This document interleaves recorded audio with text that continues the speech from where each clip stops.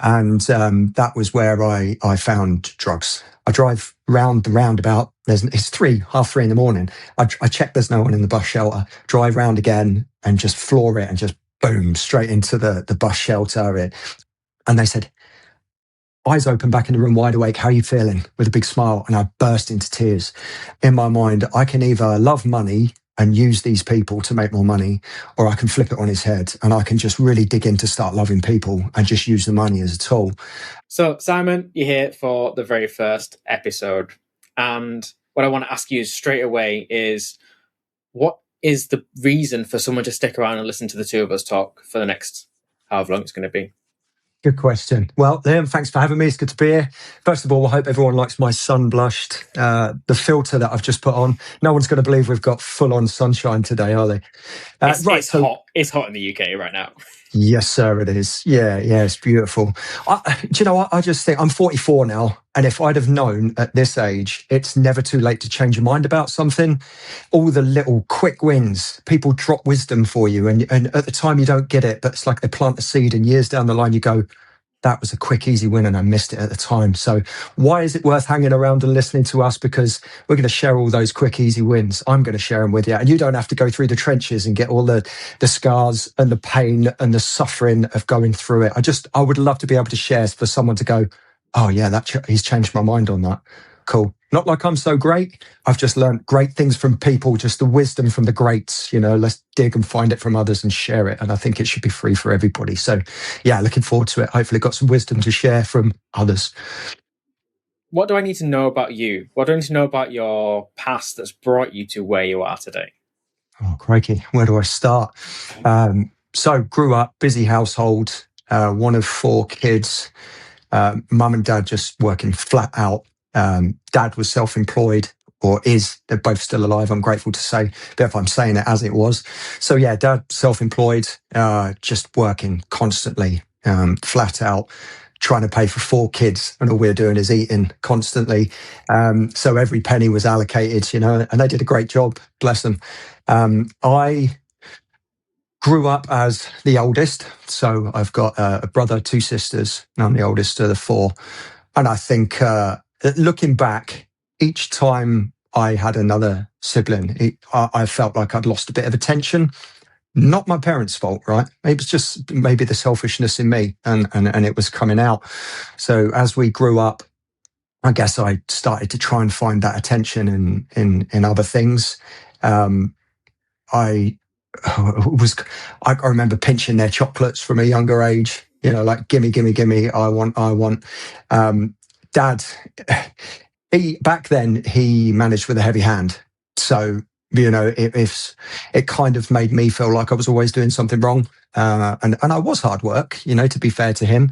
And then each time they had a child, it's like you get something I look back on now is that you're practicing, you're learning, you're going to dad's school, to mum's school, you get to do it 4 times, you do it a little bit different each time. So I always used to moan and whinge that they had it easier than me. I had the hardest ride, you don't know what it was like when I was your age. I used to, and I had to, and everything was all up to me so it was pretty dramatic. And dad with his heavy hand, I kind of felt like I didn't really fit in. Not that I'm not trying to blame, because I understand when you get a bit later down the line, you start to realize how these things unfold. But I kind of felt like I didn't fit in. I was the same at school. I didn't really feel like I fitted in. At the time, I felt like I used to get bullied. Did the kids know what they were doing was bullying? I don't think so. I don't think anyone went out their way to really deliberately do that. But I did feel like that. I remember just trying to say things in the middle of people's conversations because I wanted to fit in, being a real young kid and walking up and 2 people are chatting, or 2 groups are having fun, and I'd walk up in the middle of it and go, yeah, I know. Yeah. And I remember looking back now, they'd look at me as if to say like, what? And I'm trying to make friends, but I guess I was just a little bit of a pain in the bottom. I kind of, looking back, I think I can see how that unfolded. So I got a couple of times I come home with like a black eye, or, something bad had happened, and parents talking to parents. That happened a few times here and there. And I guess in hindsight, I wasn't so good at accepting responsibility. What was my part in those things at the time? I don't remember so much thinking about that. It was more like a victim. This has happened to me. I remember exaggerating the stories to my parents sometimes, like, this happened. And one of my friends I was with at the time would say, you can't lie, Simon, because they're going to know. And I'm like, no, this happened and it was so bad. And it was really terrible. And, I was just desperate for love. I want me, I'm a victim and I want love and I want you to just give me something. Fast forward it a little bit, I get into my teen years. I'm mischief. Let's just call it mischief. My parents have got 4 kids to look after, and I was the mischief of the 4. What did that look like? It wasn't sort of problems with the law or anything like that, but it was just causing problems, unnecessary things. Upsetting neighbours and upsetting school teachers, and not. I never really got the whole school thing. I didn't want to be there. I just wanted to go out. I wanted to climb trees. I wanted to go and build a raft and sail across the lake. I wanted to be able to go and dig holes. And, I was making traps around my parents' garden. And my dad would say to me, what is this? I've just almost trod on a nail. It's a trap, Dad. He's like, yeah, you nearly trapped me. I just didn't think outside the box. I didn't think about what's the worst thing that could have happened. So I guess I dodged a few potential death traps, shall we say, back then. 14, 15. I started to drink, going to parties and things like that where the parents don't have time to watch every single child. And, I'd stash some drinks somewhere and I'd get drunk. And I'm pretty sure I was about 14, 15 was the first time I walked to a house party. It was miles away. I didn't want my folks to know I was walking to it or going to it. Apologies. So I thought, right, we'll drink the beers on the way. I was with a friend at the time and we drank all the beers, and I got there, they opened the door and I was like, bleh, and that was it for the rest of the party. But I was always, even from a young age, I was always kind of all or nothing. A bar of chocolate. Some kids, like my youngest son, he'll have a few bits of chocolate and he'll put it away. And then 2 weeks later, this bar of chocolate's gone all dry and horrible, or it's So I always had to do more. And I thought with drink back then, did I know this? I didn't. But hindsight, it just got rid of all of the feelings of I'm not, I'm not worthy. I'm not fitting in here. I was just doing silly things and people were laughing at me. And I thought, this is cool. People want to be my friend. I'm quite funny. I'm cool. I can tell jokes, but I was a clown. I was a jester. I should have thrown tomatoes at me. It might have stopped me going more off the rails, because you get a bit further along. 16, 17, I started work. I started to fit in a little bit. I worked hard. I've always done well in jobs. I don't mind getting my hands dirty. I don't want to give a job to someone that I wouldn't do myself. I was always the first person to volunteer. Yeah, I'll do that. Let me help you out. I then had my first holiday abroad. That was to Ibiza. That was when I was about 17, 18. And that was where I found drugs, ecstasy. And I'm not telling anybody to try it. I would advise you not to. Don't. I wish I hadn't have done. But it completely switched off all of the negative thinking, the thoughts, the self beatings, the worried, the anxious, the panic of, oh, will I fit in? Will I not? All that went away. And everybody I just saw as love. I'm in love and they're in love and we're just having a lovely time, which is great. All right. Until you then come back to the UK and you want that feeling again and you start searching for that feeling again, which I did. But now I'm 18, 19, I find the gym. The next thing for me is the muscles. I start getting bigger. I start getting stronger. I'm in the gym one day. I hear 2 guys in the background saying, oh, we're going to be short. We need him. He's not turned up. And he was a bouncer, a doorman, a door supervisor. We call them nowadays. We don't want to offend him. So he was a bouncer. I went over and I was like, right, because now I'm big, I'm strong, I've got this false sense of security, I've got this shield around me that I got bullied at school, and then I'm stood on the door and I've got some of the old bullies. Again, did they know they were bullying? They're probably just messing around, but I took it to heart, so I felt like I was. They're coming to the door like, Simon, is that you? Is that you in there? Because I'm standing there muscle bound oaf, and it gives me this complete false sense of security. I was hiding behind a mask, but I was a false tough guy. I was getting in street fights. I was coming home battered and bruised, or street beat up me's, which should I call it more likely. And I just had this complete false persona of, you can't touch me now, because at school I felt like a nobody. Now I'm everybody. And now I'm going to. So fast forward again. You've got to fast forward because there's so many things that keep popping into my head to share. Get to 20 years old. I've found women. I've got a really amazing girlfriend at the time. We split up. There's cheating, there's the different girlfriends at the same time, there's things like that. And I just a really bad character to be around at that time. drink, drugs, and I'm not blaming it on the substances, drink, drugs, steroids as well. So now I'm ballooning.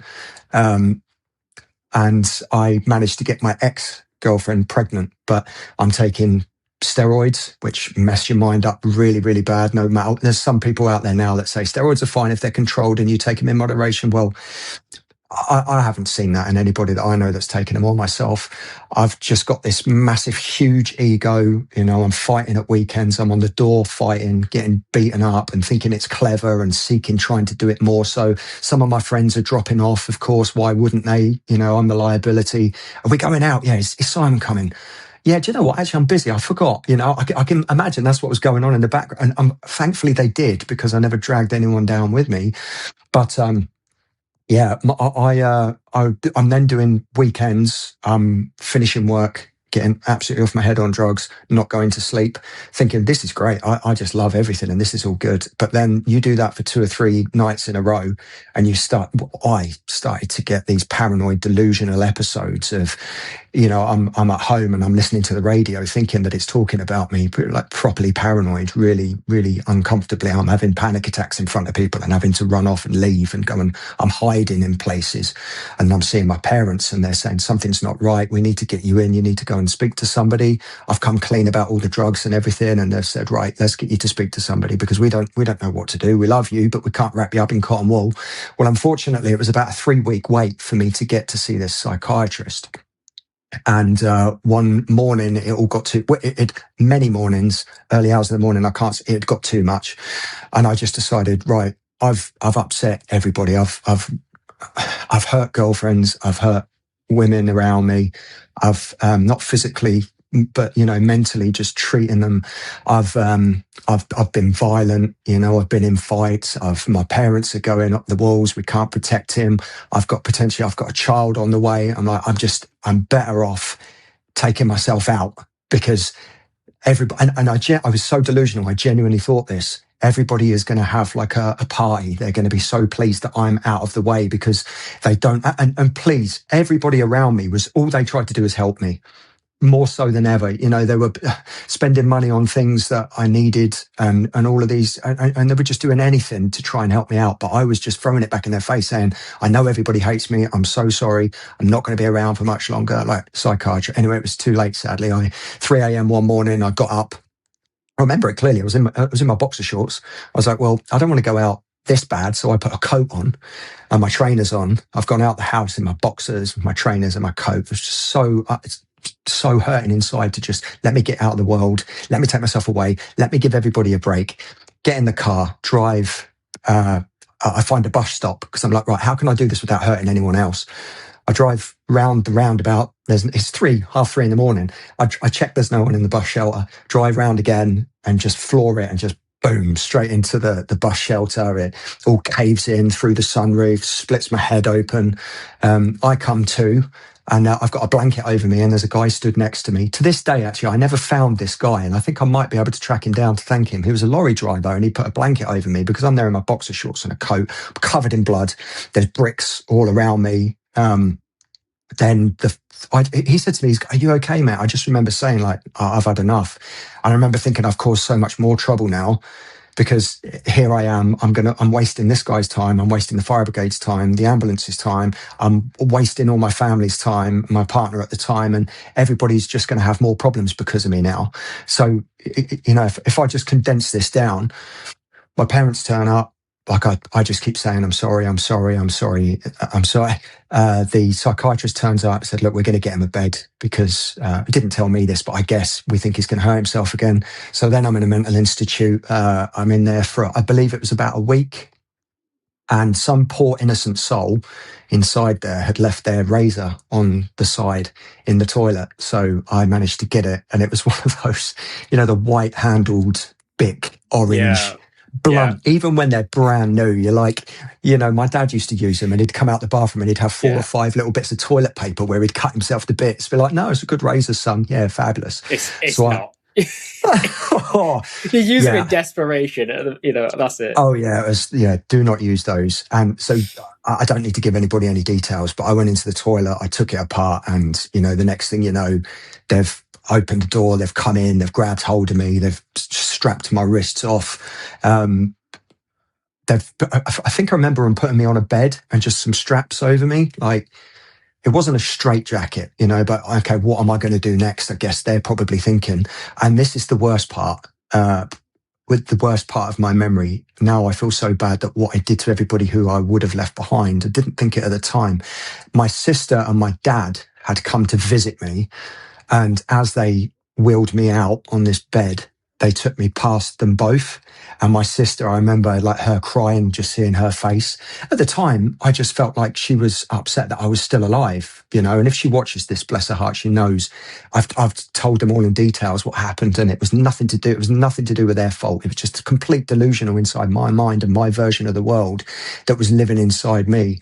And then eventually they let me out. I was heavily dosed, or in there, I thought it was all just a big farce. I thought it was, I remember telling my parents, they'd come to visit me, they say, hey, you need to get better, Simon. We can't look after you at home. We can't wrap you in cotton wool. We love you. We want you home, but we can't watch you all the time. We don't know what you're going to do. And they were just so gentle and kind and loving.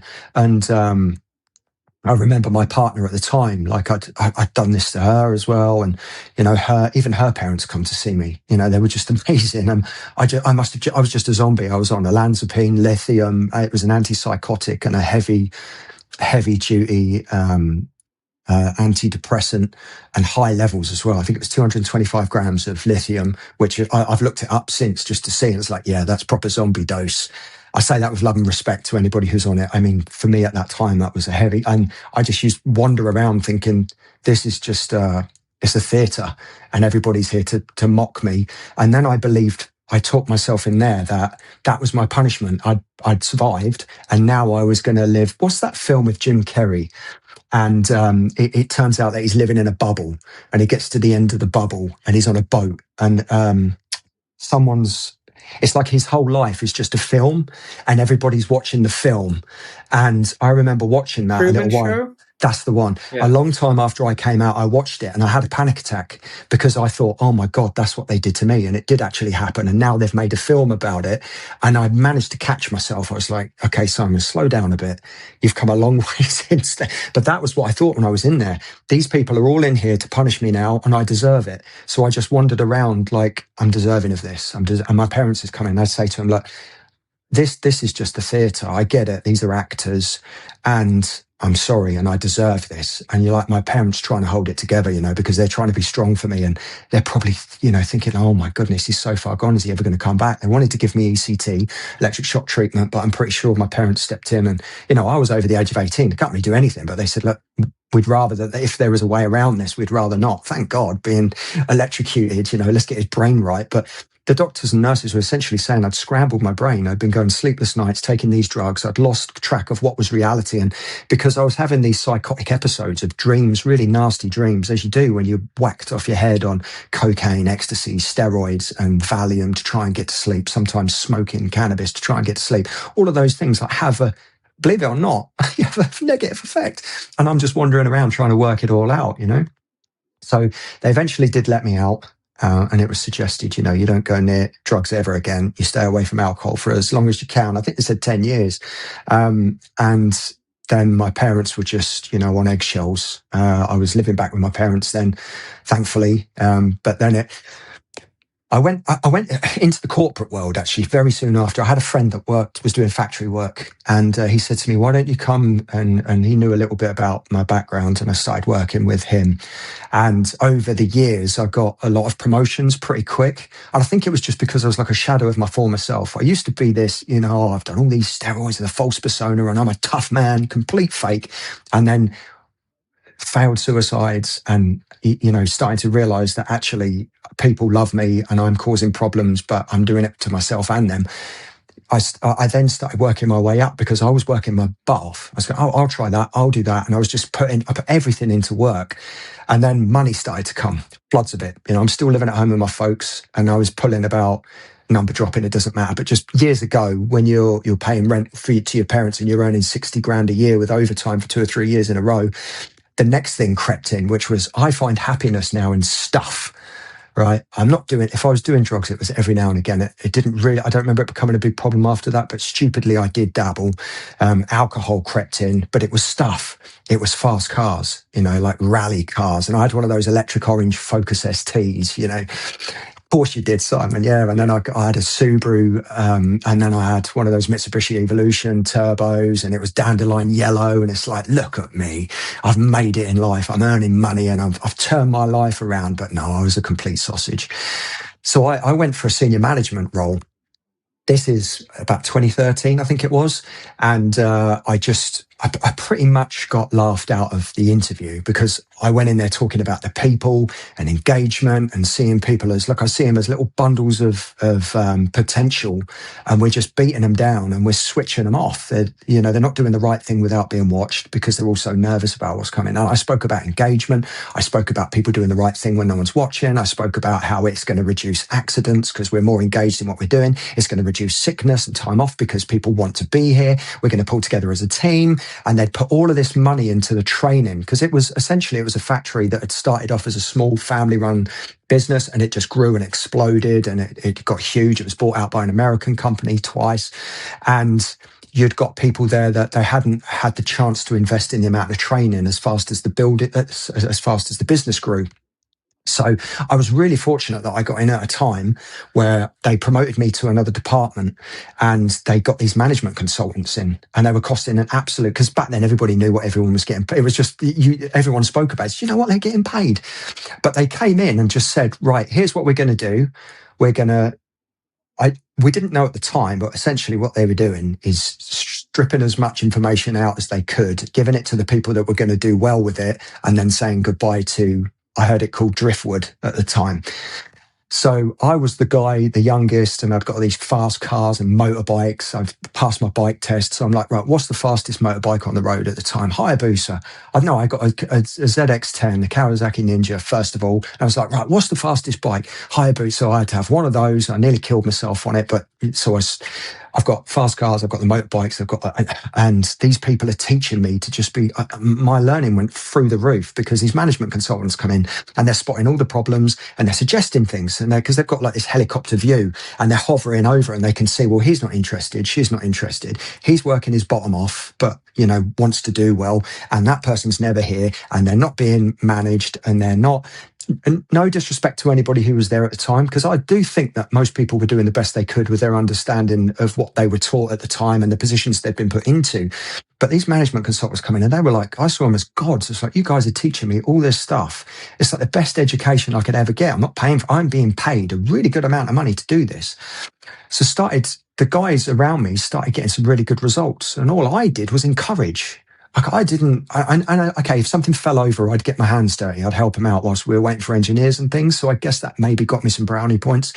But I just started seeing them coming alive, and I was shaking people's hands, and I was telling them the tonnage because it was product it was jam essentially that we were making. And the amount of product we were getting, I was saying, look, we've got an extra 10 ton today. Do you know how much that's worth? And it just, everything was going so well. I went, right, my boss, I was standing in for him as deputy department manager, which was like an unofficial senior role. And then I can't remember if he got promoted or he left. I think he might have got promoted. And I said, right, I'm going to try for your role with respect. And yes, I was so excited. So I was like, I'm going to be out, instead of just this team of, we had about 30 on a team. And then when I was standing in for him on holiday, it was about 100 in the team. But you had quality control, you had engineers, they had their own managers. But for me, it was like as an overseer at a board meeting, let's do this, let's do that. Okay, who's got the best idea? And try and draw the information out of them because they had all the ideas. I was just like a facilitator, I guess I would know to call it now. I go for this job interview. And the two ladies that interviewed me, I think they'd already made up their minds that they didn't want me to have the job. And for good reason, because I was super underqualified. I'd been promoted so quick just because I wasn't very good at saying no, essentially. Can you stay a couple of extra hours? Yeah, no problem. I want to make sure we succeed on this shift. We've got someone off. Can you go and run that machine? Yeah, I know how to run that machine for a couple of hours. And they pretty much just laughed me out. And I remember just, oh my God, what have I done? I've got myself into this position, and I start having a bit of a panic. And then I come out and everybody knows that I failed the job interview, and I was really confident going into it. And I start having like imposter syndrome, which I've since learned is just imposter thoughts. If it's a syndrome, it's with you for life. I say again, with love and respect, that's my understanding of it. There may be people out there that have it as that label. I'm not trying to take it away from anyone, but I was having these thoughts. I remember being in board meetings with people, they're 40, 50 years old at the time. I'm 20 something. And I'm in there with like, oh, here's our results and here's what we're going to do. And here's our action, short-term action, that, and long-term action, that. And after the meeting, a couple of times, the senior manager come up to me, shook my hand and said, it's really refreshing to hear someone admit that they've made a mistake. And I remember scratching my head thinking, what do I do instead then? But things were getting hidden, as I guess perhaps they do in any business. But I decided that I needed to get out pretty quick. I needed to leave because I'm like, I think when you get so high up, especially in big, let me not generalize. I started to feel like in that corporate world, the higher up you got, the more you had to dissociate from the people because you have to take the emotion out with the decisions. And I wasn't good at that because I remember one of the companies that we were producing for, I won't mention names, they took about 20% of their business away, and we lost a whole shift. I was in there having to tell the people that had to go, and a lot of them had come over from different countries. They'd brought their families. They were earning good money, and they often worked harder than we did from the UK. And we were having to tell them, like, we're really sorry. I said, well, we can't go and get a job at this money. They were paying such a good wage because they knew what they were asking of people was kind of fairly unrealistic. So that was when I decided, I'm like, right, I either keep these fast cars, motorbikes, and I keep working my way up this ladder. Because they looked after me though. They did offer to put me on training. And I said, well, look, in my mind, I can either love money and use these people to make more money, or I can flip it on his head and I can just really dig in to start loving people and just use the money as a tool. And that was really when things started to change for me. I was like, right, what can I do? And I had a friend, and he was a hypnotherapist. And I was chatting to him. I said, I've got these issues. I keep panic attacks and anxious and, and the drugs and the drink isn't a problem, but I still don't feel better. Essentially what happened was, right, hypnosis. Why don't sit down, talk me through it, took me back to really early on in my life, where I was 3-4 years old. And there was a lot of work done over years with the inner child, wasn't there? That was a big thing. And essentially that wasn't what it was, but it took me back to this younger version of me and helped me realize that little 3-year-old Simon was doing the best he could with his understanding of the mind, the world, the people in it, and all of the resources and tools he had at the time. Do you think he was prepared to deal with that? No. What have you got now in this moment right now that through your thoughts you can send to that younger version of you to help him feel love, to feel worthy, to feel excited about life, to feel like he can make a difference, to feel like he can love, accept love and give love. And all of these things, I'm paraphrasing, he didn't use those exact words, but years later you have different words for the memories. And yeah, in one session, my mind completely blown. It got out of the seat as a different person. I'm like, right, I need to train to go and show other people that they can drop these things and leave them alone. And it's just about changing our mind and being in a gentle, slow. How often do we get into that? When you wake up and just before the alarm goes off and we wake up and we go, oh, I feel so good. And then I open one eye a little bit, look at the alarm, and there's another hour to go. Like, back to sleep. You don't fully wake up. But we just have that beautiful feeling. I've got a whole hour of it. And so that's where he got me before he started talking to me. And he just put me essentially in like a learning state. How can I learn at the back of the mind, the subconscious mind? Because you go consciously, what can I share with you? We're driving home. We've got a lot on our mind. We've had a really busy day. We're racing back and we're going over what we're going to cook for dinner and how we're going to send loads of love to the missus. And, what happens is we get home, we go, oh my God, I just went over 3 pedestrian crossings, 2 roundabouts, and I don't remember how I did it. Because consciously, my mind is just so focused on what I'm doing in the future that subconsciously at the back, that part of the mind that breathes, how many times have we breathed since we started this podcast? I've no idea. Good news. I don't have to remember. I don't even have to think about it. Imagine if we did. That would be too much to think about, even thinking about it.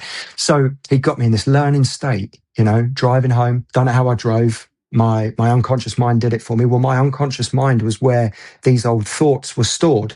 And we can call them energy. It was, was it stress, trauma, the feeling of not being worthy, the feeling of not being loved? I now see it as it was thoughts. It was the way I think about something. Dr. Wayne Dyer had a beautiful quote. He's not with us anymore, but he said, when you change the way you look at things, the things you look at change. I'll say that again. When you change the way you look at things, the things you look at change. And then something I heard later, I don't know who to give credit for, was, do we live in the world or does the world live in us? And the world I lived in was, everybody was against me, and I was always on defense and love, don't talk about love, do you? No, you smack your kids and I've never smacked my kids, but that was how it used to be. You smack you've got a bit of discipline. So it just flipped the switch for me. Right. So I went off to learn how to do it for myself. And I'm really grateful to say less than a year later, I managed to get on a 2-week training course. It's really intensive, actually. I think it was like a Sunday off and a Sunday off, but it was a good sort of 12-day course. And you were learning something, checking that you'd learnt it, and then you would practice it on them, on the instructor, and then you would practice it on someone else, and then they'd practice it on you. So it was like double loop learning. Not only, they say you don't learn something until you can teach someone else how to, you can share it with, right. So one of the sessions, right, we sat down and it was called timeline therapy. So I trained in hypnosis, I trained in NLP master coaching, and I trained in timeline therapy. And there was this timeline therapy, and they said, right, do we have a volunteer for someone who would like to let go of something? And then you're in amongst all of the other. And I loved it because there was a community of people who weren't judging you. We were all there to learn and to do better things in the world. We weren't there to make more money, not as far as I could tell with the others. I wasn't. I was there to make a difference in the world. Like, how can I make an impact? How can I change people's lives? Like, mine's changed. This is a gift. And if I can give this gift away, it's almost a bit selfish, isn't it? Because you give someone, you help someone and you feel good in the process. You're like, is it still selfish? Maybe it is, but at least I'm giving something. And I sat down in the chair. It took me back to a younger version of myself again, but there was this limiting belief I had, and it was I wasn't worthy of love specifically. They give me this questioning process to boil it right down. So, oh, well, I'm anxious. Why? Oh, well, because I'm having panic attacks. Why? What do you think your unconscious mind is trying to do for you? And I'm obviously going to give you the easy answer, but it wasn't as easy as this. Unless you've got somebody really skilled in front of you that is questioning you, and I did. In fact, I had 2 people who were extremely well versed in what they were doing and very skilled. I'm not worthy of love. And they took me back, changed the way when we change the way we think about things, the things we think about change, right? Change my thoughts, the thinking in the moment. And it's hypnosis and it's all this magic woo-woo, make me bark like a dog, get up on the television and everyone's going to laugh at me. No, when it's used for the right reasons, everything. Then we went through the process and they said, eyes open, back in the room, wide awake. How are you feeling? With a big smile. And I burst into tears, and it was with joy and happiness and release. And I stood up and I said, do you mind if I just go to the toilet? I went to the toilet. I was in there for about 15 minutes, crying, sweet release. And my friend at the time came into the toilet and just tapped on the door. He's like, are you all right? And I said, he said, good. I was like, amazing. And then I came back in and shared with the whole, in detail, where I'd been, what the issue was. I don't think it's appropriate to share it on the podcast because it's quite a few people that it involves, but it was all me. I was the person that was doing the thinking. I was the person that stored the memory. I was the person that had the feelings. It was all me, but I changed the way I thought about that. And now I've got my certificates. I'm trained, and I've decided that I don't want to be in the corporate world. So I go back to work in the doors part-time, but this time I'm not the muscle man. I come back as the customer service guy, and everything changes because now I'm being nice to people, and we win a customer service award. I make a head doorman at this department, at this club, and it's nothing glamorous. I'm just trying to give you like what changed for me. I want money. I want cars. I want fame. I want reputation. I want the big muscles. I want to be that everyone's looking at me. Now, I just want people to be happy and feel good and have a good time. And so I'm being really nice to people. Buddy, a little bit too drunk. go and have some water, some chips, come back in an hour's time, we'll reconsider. Whereas years ago, younger Simon would have been, well, I won't tell you, but you can imagine it, can't you? Knuckle dragger, meathead. I'm working part-time as a bouncer. I start my own business as a hypnotherapist. I'm seeing clients, doing some group coaching, really, really enjoying it, loving it. I work with a young, I'll keep it completely at the, high level. A young person had a really uncomfortable moment in assembly because hadn't dared speak to the teacher, and then stuck with them, and then couldn't go 10-15 minute journey without having to stop for a toilet break. And having the skills, the understanding to be able to help people with those things, alcoholics, drug addicts, people that were, things like nail biting and spiders, and I'm scared of flying. There's one person who's scared of getting stuck in a lift. There's all these different things. And to have the skills to be able to help those people, I've got started my own business, working on the doors, go to another bigger club. They start winning records of intake with money and things. And I'm getting the managers come to me and saying, look, we really like the way you guys are treating the customers. And then new people were coming over to us, and we were training them because the guys I had around me were great. They were just so polite to customers. And every now and again, it went a bit wrong. Of course it did. But mostly we were kind, we were understanding, and we were going the extra mile, walking people to like a female on her own. We'll walk her to a taxi. Are you all right if I take 10 minutes out, walk to a taxi? So, yeah, I could tell you no end of stories about being on the doors, but there's 2 or 3 things that stick with me. I'm just conscious of time. That there was 2 attempted suicides that we dealt with. One, a young lady had gone into the toilets. This was in the day as well, and she'd got those anaphylactic shock pens, the EpiPens they call them, and she'd smashed 3 into herself at once. And we went into the lady came out and said, "Excuse me, I think someone's in the toilet. I can see a leg under the toilet." Right, so we go and tap on the door. "Hello, any ladies?" No response. Send a female member of staff in. She's like, "Yeah, there's a leg coming out the bottom of the toilet." Like, she decent? Yeah. So we go in, we open the door, and this woman's passed out on the floor, and we see the EpiPens all over the floor, little speck of blood. Ambulance immediately. So to condense this down, she'd got the pens into her, and she'd passed out. But then whilst we're trying to help her and put her in the recovery position, make sure she's breathing with her airway, she was breathing, make sure her airways are clear, she comes to and she goes absolutely crazy. She's trying to punch me in the face. She hits my colleague, one of the managers at the time.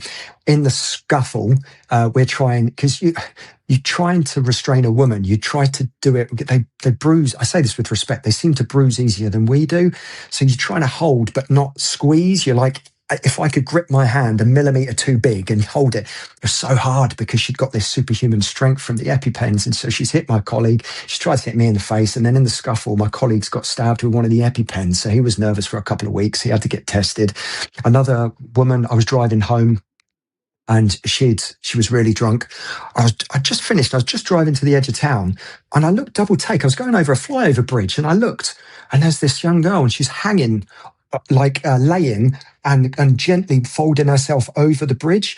So I was like, stopped the car, run over, grabbed hold of her, and she's trying, "Get off me, get off." And I held her. Thankfully, my colleague I was working with at the time, he was a few cars back, and he stopped to help me, and we both pulled her over, waited with the ambulance. But the reason I share these stories is because there's so much suffering in the world. And I think we've all got a kind, loving heart. And if we can focus on that and realize we're getting lost in our thoughts and our thinking, and it isn't always as easy to see this, I understand that. But I share some of these situations that I've been fortunate to be a part of.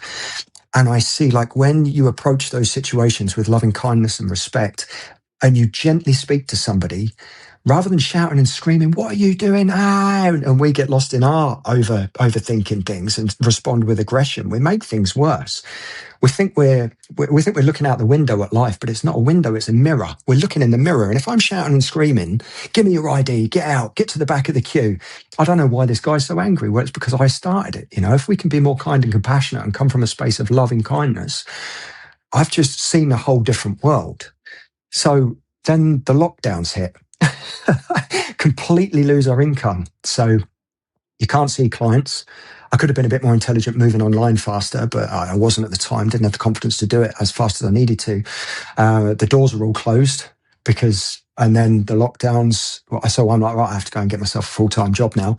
So off I go to get a full-time job in the security industry. Great job, by the way, still doing it now. Actually very much enjoy it.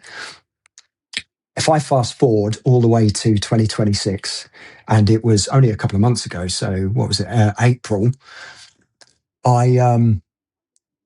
we moved house and loads of people were offering us help, right? And I refused it all. We'll be fine. We'll get it done ourselves. Thank you very much. I realise now I had a bit of an issue with accepting things from others, with accepting help. No, it's okay. I don't want to be a burden. I don't want to cause a problem. So we move house, me and the missus, bless, everyone's offering us help. And I hurt my back a little bit. Like twinges, I'm moving the washing machine. If you had two people moving it, you'd be fine, wouldn't you? But no, I'll be fine. I'll move it myself. It twinges a little bit. And a couple of weeks later, I'm in the gym, I'm squatting and it twinges a bit more. So I put the weight down. Then I struggle to get on my bike home. I can't get off my bike. And it turns out that, we don't know exactly what I did. They suspected it was a slip disc, but it's potentially I tore a muscle in my lower back and it took me out of the game. So I'm at home on the sofa. I slept on the sofa for about 10 days, I think it was, because I was getting up, I was hobbling, I was getting on all fours, struggling to get around. And whilst I was there alone with my thoughts, I'm like, this is all I wanted to drink. I'll have some beer. That'll help me get through it.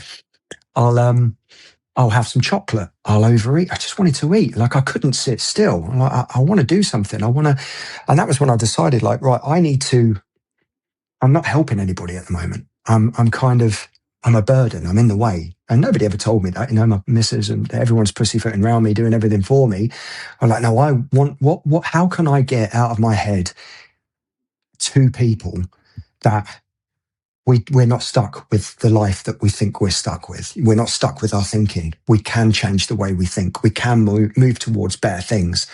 And what's helped me over the years is small daily habits, right? And it's widely known now, isn't it? Small happiness and success, they're habits. They're small daily disciplines that lead to great things. All right, can I put something together where I help other people to do some small little daily wins and get themselves out of their head and get them, thinking a bit more about love and kindness for themselves and others rather than how can I escape my negative thinking? And that led me to just jumping on school. I've got a friend, Ryan, reached out to me and said, how would you like to jump in? We've got, a really decent space full of dads and we're all helping each other out and we want to make a difference. So I jumped in there and just decided to start my own community and haven't looked back. So it's only about 5-6 weeks in, but it's just so nice to be in a space where everybody's trying to help each other out and everybody wants everybody to win and have a better life. And I think what it boils down to for me now, if I had to summarize the way I look at things, it's like we're here to change the world. We're here to leave it a little better for our children and their kids to come, for the generations to come. Because when I was doing all my hypnosis and things like that, it would always go back to somebody when they were 3, 4, 5 years old. And, somebody goes, you stupid boy. I'm going to be stupid for the rest of my life. You go to walk out in front of a car and suddenly, you are such a bad child. And you believe you're bad for the rest because it runs at the back of the mind. So if we can leave this world a little safer and happier for our children and their children to come, we change the next generation before they have to have so much suffering, right? Well, life's a full contact sport. We don't want them to be covered in cotton wool and they cut themselves and they have a complete breakdown. They are going to get bumps, scrapes. But what do kids do? They don't come to us and say, oh, thank you for asking, Daddy. 5 years ago, I hurt myself and this is the memory I have. They don't do it, do they? They fall over, they bump their head, they go, and we go, wait, let me dust it off for you. Let me make sure you're okay. And they're like, no, I want to play more because they were so in the moment. They're just fresh thought, fresh thinking. I want to play, but you're bleeding. No, I'm not. I want to. Yeah. So to be able to give that gift to the world, it's not even mine. It's a gift that was given to me. And if I can share it through me, that's what I'd like people to get from this podcast is you're never too old to change your mind about something. You're never too old to change the world that you see. And the world we don't live in the world lives in us. And when we change the way we think, it's like the things we're thinking about change. What can you tell me about how your life changed? So you seem to have a really distinct moment where everything started to change. And it feels around that time where the hypnotherapy started and you had this kind of like breakthrough and lots of things, you started to change a lot of things in your life. Mhm. But what was the impact on you? Like, what did you see? What did you feel? Did you tell us quickly about that? That's a great question. I'm glad you asked it. I went from a victim to empowerment. When I'm a victim, when I'm making excuses, when I say you did this, they did this, I had this massive long list of reasons why I was feeling and doing the things, all the ways I was doing them. And if you asked me, I'd give it to you. Oh, I'm glad you asked. Yeah, take a seat. Right. It started off with, but the only person that wasn't ever on my list, it was me. And I was always there wherever I went. I took me with me. I was like, oh, Simon, you're there the whole time. And it was empowerment. I went from making excuses as a victim to going, oh, what a sausage. I've created this. And as a man thinketh, so he becomes.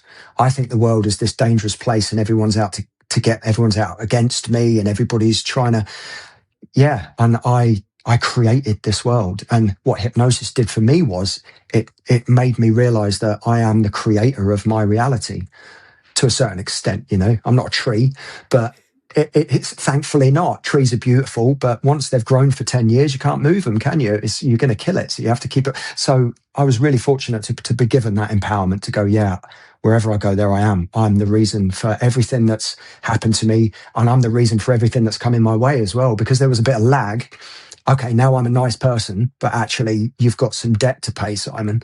Not just financially, but you've got some karmic debt. And I do believe in that. If you put you put bad energy out into the world, garbage in, garbage out.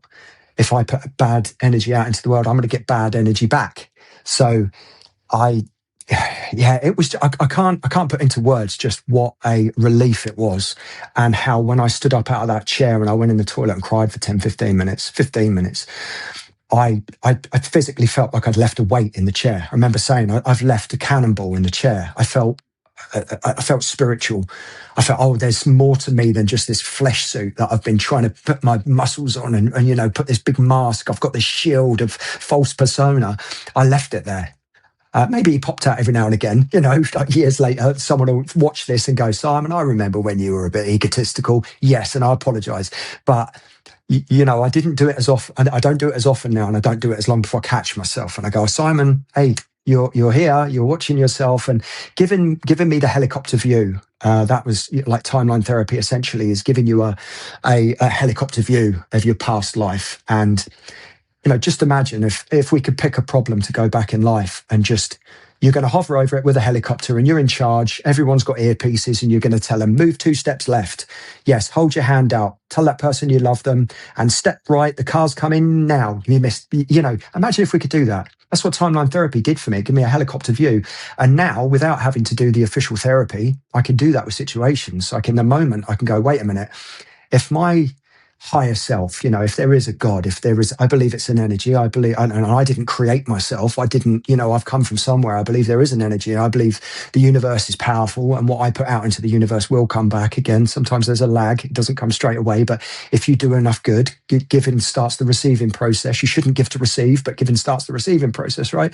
So I do believe if we do enough good in the world, we pay off all of that karmic debt, that bad energy. And my life has just got better and better and better. And if there is something bad that jumps up, it's rare now. How do you think that mindset has affected your relationships with your loved ones? Both, new people you meet, but also the people who are with you when you were going through the more difficult days? Great question. Yeah. So my mindset before would have been to blame and to say, and to hold a grudge as well. Like, do you remember 6 months ago when you said that to me? And now you're just going to talk to me like nothing's happened. Whereas now or from those hypnosis sessions to now, I've got more compassion for people. And I think I said earlier, I think we're all a kind, loving heart and we get lost in our thinking. And I'm very good at remembering now. Sometimes I forget, but I'm getting better at it. I'm remembering that I'm talking to a heart. I'm not talking to, accept people as they are and accept the person, the behaviour. We used to do this on the doors. Someone would shout and go, absolutely ape at us. It's personal. It's because of me. The colour of the skin comes into it sometimes. And I think they believed that from their perspective. But for me, I was like, no, I'm dealing with your behaviour. you're probably a really nice person when you're sober and you're at home with your family. Have you got a family? Yeah, I have. Yeah, I bet you're a really nice person. You just got some bad behavior because possibly you've had too much to drink. And it would just change them. Not always, mostly they'd change. You go, oh yeah, do you know what? I'm sorry. Yes, thanks a lot, mate. Cheers, buddy. Yeah. And then you'd see them a week later and they'd come past and go, I'm really sorry about that. I was having a rough time. You know, my missus is ill or I've lost a loved one. And that would happen more often than not. But it's given me now a different way. It's opened my toolbox. What do they say? To the person who only has a hammer, every problem looks like a nail. And that summarized me as a kid. I was just like, my dad had discipline. And then it was me, discipline, and I'm going to get my way in the world if I have to. It's given me a whole toolbox of how to speak to people. And yeah, I'm still a white belt. I still, I still have to remind myself every day is a school day, and I am going to forget. But there's some people that I've had challenges with in the past that I seem to get on with really, really well now. And we sometimes talk about how it was and go, yeah. And we both, yeah, I'm sorry about that. I could have been a lot more understanding and I apologise that I wasn't. And sometimes it gives them a safe space to say something similar, or sometimes they'll catch me and say, hey, yeah, you're right. Apologies. With my son, my oldest son, I don't see him as often as I like to, but his mum, so this is way back when I was, in the hospital, her family and her at the time were really, really understanding. They should have shut me off because I was a complete lunatic, but have allowed me to be a part of his life and were always understanding about it. And it changed the way that I was parenting him with the hypnosis. We actually had a really good relationship. I wasn't hitting, I wasn't shouting. But I've noticed that it's changed again because I get practice, right? I've got my second chance, and my youngest son is now 9, and I'm much more patient with him as well. But I do catch myself if I should have apologized for that. And I think about like that, I need to fix that. And the best way to fix it is to apologize and give him a space to, if he wants to come back at me, he's lovely, bless him. He's very gentle, but sometimes he does like, Daddy, you said that if you forgot, you would say sorry. And for a second, my ego comes up. I'm like, hold on, in my mind, I'm like, you're 9 and I'm 44. But then I stop and think, you're right. I need to lead by example. I'm sorry, son. I'll correct myself on that. I apologize. Because what am I? Kids do more what we do than what we say, I find. 100%. I don't know about yourself. Yeah. So like if I'm telling him one thing and I'm doing the other, what respect is he going to have for me? Like my dad just keeps telling me these things and he does the complete opposite. So, we've got to speak our truth and live it too. And that is definitely something I'm a white belt on, but I'm really invested in it. Like I'll train every day. As soon as I get up till I go to bed, I'm going to train at trying to get better at this, speaking our truth and being honest and showing up as the dad we want to be, as the partner we want to be, as, the support we want to be for other people. Because the world is full of suffering right now. There's some good things happening, but there's also some suffering. I think I don't want to add to that. I'd like to try and give people a space to try and let those thoughts and thinking go and try and see a different way of showing up. Hope that makes sense. It does, and it's a great segue into how you're now trying to help people. You've helped people in the past through various different ways. You've got all that experience and the lived experience, which is difficult to go through, but you can't replace it. You know what these people have been through when you can speak to them. So what is it you're doing now? How are you trying to help people now? So a little bit of hypnosis sometimes. I'm helping people with different things. A couple of people online right now, but mostly it's in my community on school. It's with dads, dads that want to be better dads, essentially. We get to the age where I think, I say this with kindness, we're of an age where we know better. Right. So we're like, this is a bad habit. I should stop doing that. But we're stuck in the cycle of always doing what we've always done and always getting what we've always had. So for me, it's about breaking those cycles. And it can be small things like, do I leave a love note for my partner? I'm shooting off early in the morning, but I don't get to speak to her before she goes to bed. Well, shall I write a note on a Post-it note, screw it up and put it in her slipper? So when she puts her slippers on in the morning, she finds a Post-it note. I love you. I'm sorry I was so busy last night. Simple little things like that. And I can boast about this stuff working because none of it's mine. It's stuff that I've been taught over the years, tens of thousands of pounds of coaches and courses and books. And everybody's got a similar story, I think. We're all searching for something and we're willing to spend the money to search for it. But I've kind of taken what worked for me, what didn't work, and tried to put that that together in a program, a 90-day program, a 90-day better father. So what can we do? Start with a big vision, 5 years time. Like, where are we heading? If we aim at nothing, we hit it every time, right? And that's what we tend to do. Like, what are you up to? How's your day going? Oh, I'm not really sure. What are you doing tomorrow? I don't really know. And we just get in that cycle of letting life unfold, life happening to us. We're a victim. All these things are happening to me, but we create our life on purpose. We have a 5-year vision and we break it down. We take a 90-day chunk out of that 5-year vision, and then we take a little 30-day chunk out of that. So what are we going to do in the next 30 days of that 90? And then build some habits, because I believe it's the small daily disciplines, the tiny habits that we do every day, the I love yous, the sorry son, I was wrong, I apologize, give me a cuddle. It's those little daily disciplines that lead us to these big goals. But we're so busy, I find, when I deal with people, especially in the corporate world, and when I was working in the gyms, and when I work with clients one-to-one, goals, they're falling in the gap. And I used to do too. Like, there's where I want to be, that's my goal, and here's where I am. And then we look in the gap and we go, so instead of looking in the gap, we have a big vision. And what's our next step? What's my next step? It's my 7 daily disciplines, my 7 daily actions, my 7 habits, and progress over perfection. So you don't have to get all 7. All right. Maybe you have an A day, you get 7 habits. Maybe you have a B day, you get 5 habits. Maybe you get a C day, you've only got 3 habits, but try not to miss a day. 3, any less than 3, you've not lived your day on purpose. It happens. Of course it does, but I believe happiness comes from making progress. And if we're making progress, we're happy, right? We're not doing the same things we've always done. We're doing something different. And how do we know if we're making progress? What's that corporate term is? If you can't measure it, you can't manage it. Set SMART goals, right? Which I used to be a big fan of, but now it's this big vision and what's the next step? It takes away a lot of the overthinking. I've got to do all of this to get that. Nope. Are you agreed if you do this at, let's say 70% of what you've agreed, if you have a 70% day for 80 out of those 90 days and the 10 that you miss aren't all in a row, they're just one here, one, do you think that you'd be much closer to that? I've never had anyone say no. They've paused for a minute thinking I'm tricking them, but I promise there's no trick. It's like I'm taking myself through the program. So in 90 days, if I wouldn't like to invite myself, but maybe let's see how it's gone, or in the near future.